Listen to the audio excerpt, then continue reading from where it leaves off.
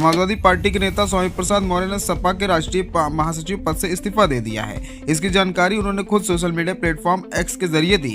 उन्होंने पोस्ट के जरिए सपा प्रमुख अखिलेश यादव और पार्टी के आधिकारिक सोशल मीडिया हैंडल को भी टैग किया। साथ ही स्वामी प्रसाद मौर्य ने इस्तीफा देने के कारण भी बताया। सपा नेता ने कहा कि जब से मैं समाजवादी पार्टी में सम्मिलित हुआ, लगातार जनाधार बढ़ाने की कोशिश की। सपा में शामिल होने के दिन ही मैंने नारा दिया था, 85 तो हमारा है, 15 में भी बंटवारा है। हमारे महापुरुषों ने भी इस तरह की लाइन खींची थी। भारतीय संविधान निर्माता बाबा साहब डॉक्टर अंबेडकर ने बहुजन हिताय बहुजन सुखाय की बात की तो डॉक्टर राम मनोहर लोहिया ने कहा कि शोषितों ने बांधी गांठ, पिछड़ा पावे 100 में 60।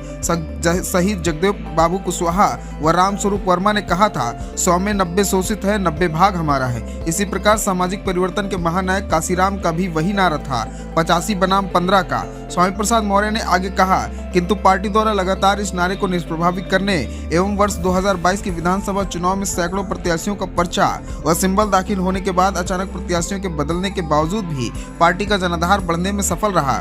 उसी का परिणाम था कि सपा के पास जहां मात्र 45 विधायक थे, वहीं पर विधानसभा चुनाव में 2022 के बाद यह संख्या 110 विधायकों की हो गई। बिना किसी मांग के अपने मुझे विधान परिषद भेजा और ठीक इसके बाद राष्ट्रीय महासचिव बनाया। इस सम्मान के लिए आपको बहुत बहुत धन्यवाद। स्वामी प्रसाद मौर्य ने पार्टी के वरिष्ठतम नेताओं पर तंज कसते हुए कहा, हैरानी तो तब हुई जब पार्टी के वरिष्ठतम नेता चुप रहने के बजाय मेरे निजी बयान कह करके कार्यकर्ताओं के हौसलों को तोड़ने की कोशिश की। मैं नहीं समझ पाया, एक राष्ट्रीय महासचिव हूं जिसका कोई भी बयान निजी बयान हो जाता है, और पार्टी के कुछ राष्ट्रीय महासचिव व नेता ऐसे भी हैं जिनका हर बयान पार्टी का हो जाता है। एक ही स्तर के पदाधिकारियों में कुछ निजी और कुछ पार्टी का बयान कैसे हो जाता है, यह समझ के परे है। दूसरी हैरानी यह है कि मेरे इस प्रयास से आदिवासियों, दलितों, पिछड़ों का रुझान समाजवादी पार्टी की तरफ बढ़ा है। बढ़ा हुआ जनाधार पार्टी का और जनाधार बढ़ाने का प्रयास एवं वक्तव्य पार्टी का न होकर निजी कैसे? राष्ट्रीय महासचिव का पद में भी भेदभाव है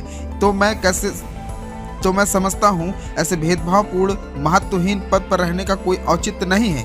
इसलिए समाजवादी पार्टी के राष्ट्रीय महासचिव पद से त्यागपत्र दे रहा हूं। कृपया इसे स्वीकार करें।